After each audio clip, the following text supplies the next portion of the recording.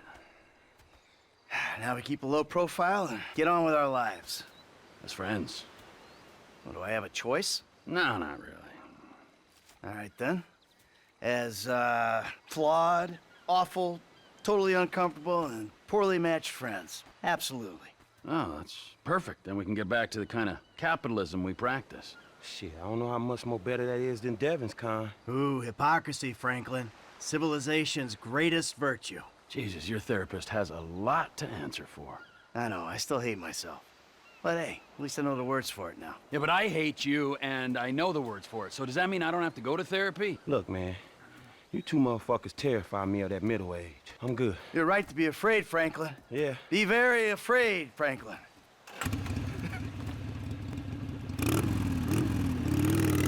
It's a far more simplistic ending than 4's, implying that now all their threats have been eliminated, they can go on with their lives in peace. But that's all it really needed to be. The themes in this game, despite running quite deep, are far too messy in my opinion to leave the substantial impact that 4 does. There's a criticism I've commonly seen in relation to the characters, the story, and the world that I can totally understand, despite not fully agreeing with, and that's the fact the satire and social commentary here is so overblown that you could pretty much make an argument for anything and everything. Are we supposed to see Trevor as a whacked out maniac? Or maybe some kind of philosopher? Is Michael a sad, lonely man who's chasing his glory days? Or an intelligent figure that passes on wisdom? The writers basically make comments on everything you can imagine, usually from the perspective of taking the piss out of things. So I genuinely don't think it's a bad thing if you end up taking away near to no insight. It might sound strange, but 5 is so scatterbrained with its ideas that I imagine you'll either end up coming to your own conclusions, which most likely could be argued by another person's point of view, or come away with the conclusion that everyone in today's society is shitty. everyone's flawed, everybody's got problems, and in relation to our criminal activities, it literally tells us the common person will always be treated like shit by the upper elites, who are so powerful they can literally never be got to. They're never seen by anyone in the public eye. See what I mean? You can run off on tangents about this stuff because the writings purposely introduced a bunch of ideas, but at the same time purposefully didn't flesh a lot of them out, leaving the player to do the heavy lifting if they want to. And again, it's not a bad thing, just not that concise, and potentially unsatisfying and uninteresting to certain players.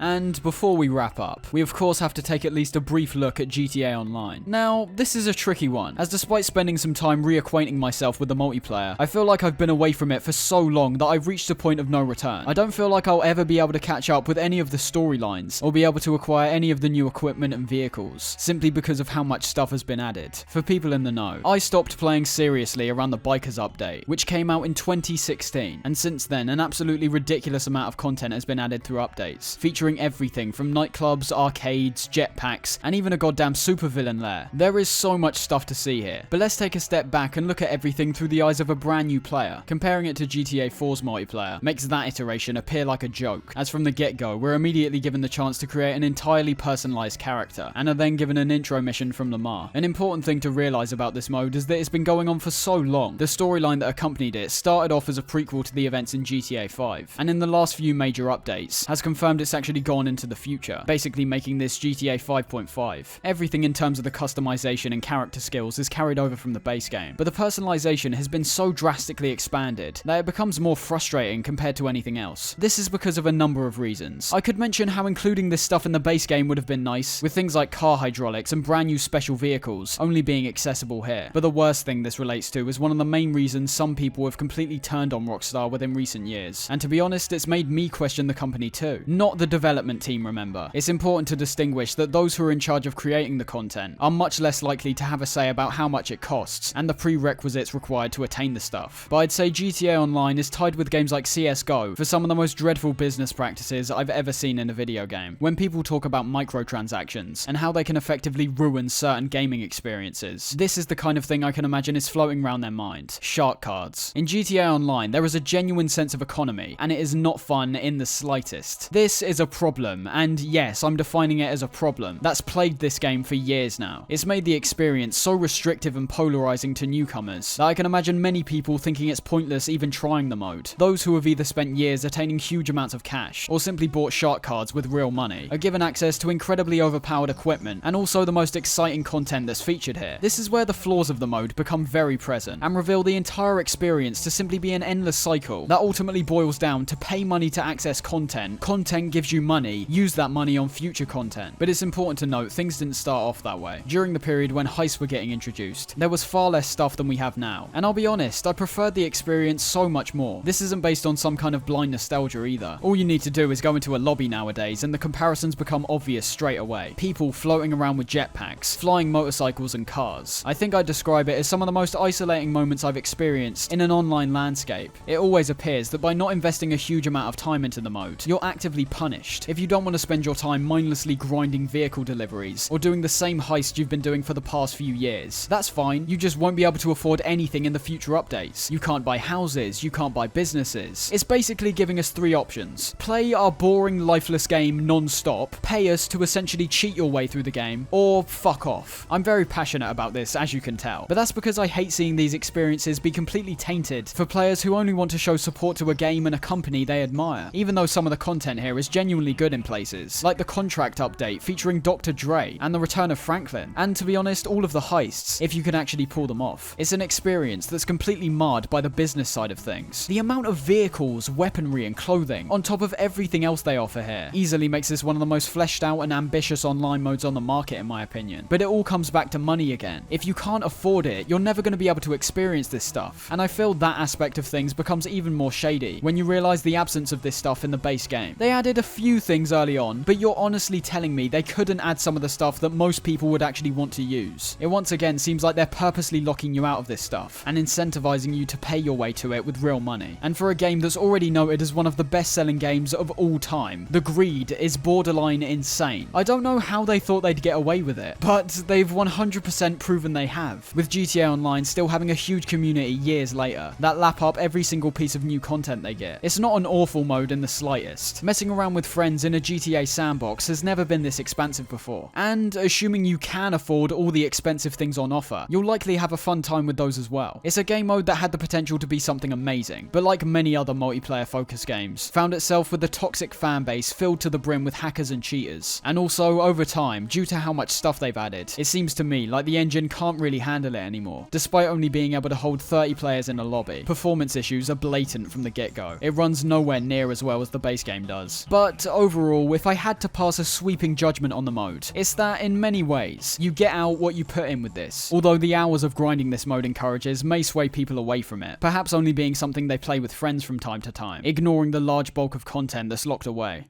Well, we've reached that time again, and over the course of this video, we've carefully deconstructed and analysed the evolution of the entire GTA franchise, including their gameplay mechanics, their stories, and the themes which carry across the entries. And what's the conclusion here? What started off as a little experiment where you could beat people up and steal some cars, ended up becoming a multi-billion-dollar franchise. But the most interesting part is how it's kept the same DNA throughout each of these incredibly solid entries. Its gameplay is constantly focused on intense firefights and high-speed chases, in some cases portraying these in a somewhat absurd and manic fashion, and other times going for pure realism, for better or for worse. The themes of the games consistently focus on aspects like corruption in all aspects of American culture, American society itself, prejudice, and as we started getting more sophisticated and fleshed out characters, we start diving headfirst into a human's mind and their mental state. There's something almost self-reflective in that respect. The fact the series started off with violence and chaos being the main incentive, all of which was meant to give players a fun experience, and then later on, elements like the graphical upgrades, which gave the ability to create realistic and grounded characters and environments, meant that we now started questioning our actions, with the parallels being so close to real life by the time we reached GTA 4 and 5. The writers cleverly chose to focus on the human condition, reflecting behaviours of narcissism, psychopathy, and perhaps even straight up insanity in the case of GTA 5's characters. As an overall series, it's one that always seems to be relatively unmatched whenever a new entry comes around. It's been 9 whole years since we last saw a new GTA game, and no matter where you look, whether it be a gaming related live stream or on countless forms of social media, people are still waiting with bated breath for even the littlest bit of information. And it's one of those rare instances where every single bit of hype is absolutely worth it. I suppose the only appropriate way to end this is by talking about the state of Rockstar themselves. The most recent piece of gaming media they released, excluding GTA Online updates, was the Definitive Trilogy. And as we saw earlier, even though it wasn't made by them, the fact it was even being sold with their name on was disgraceful enough, considering how bad it was and how much it cost. Despite being such a huge company, and despite GTA 6 easily being the most anticipated game every single year, even compared to games that are actually set to release, it's clear to see there's a part of their fanbase that's starting to turn on them, and they're no longer the flawless heroes that I definitely remember them being painted as years ago. But to end on a positive, I'm telling you, this sentiment won't stay around for long. Their last release, Red Dead Redemption 2, despite being very based in simulation and realism, and having a story so long, the epilogue is basically a game in itself, it still showed that Rockstar has the ability to create something truly amazing and undoubtedly unique in a video game landscape that I'm sorry to admit has started going stale as of late. I always note Red Dead Redemption 2 was not my personal favourite game, but easily one of, if not the greatest game ever made. Everything about that game is nigh on perfect in my opinion. All it takes is a lot of time to actually experience it, and I'm not really of the belief that games should constrain themselves at any point. You don't get annoyed at your favourite TV shows for going on a bit too long, albeit if they don't start losing their quality. And just like I said at the beginning of this video, don't take any of these video games for granted. Not just Rockstar, but any game developer. You might get annoyed at some of the shady business practices, and you might not enjoy every single moment of every game you play, but make no mistake that 9 times out of 10, the developers of these games are pouring their blood, sweat and tears into these projects for your sole enjoyment. I may not enjoy The Last of Us Part 2, but I can appreciate all the effort that went into it. People may be currently thinking that Rockstar's hit a rough patch, but the fact is they haven't done anything substantial since 2018, and recent reports suggest they've been hard at work on GTA 6 for a while now. The point is, the GTA franchise has always been something special, and with the next mainline release, I don't doubt that same mark of quality will follow suit. Don't be disillusioned because of how long it's taken to arrive. All these years of doubting and criticism against Rockstar not releasing games like they used to will likely be turned on its head when GTA 6 arrives. It's not a fact, just a prediction taking into account all of their past games. 9 years since GTA 5 came out. 9 years since the biggest franchise in the world got everyone's attention. And even though it will probably turn 10 before the next game's even slightly teased, you've still got a whole catalogue of fantastic games to enjoy whenever you want. 9 whole years. And looking at their last major release, the future couldn't be any brighter.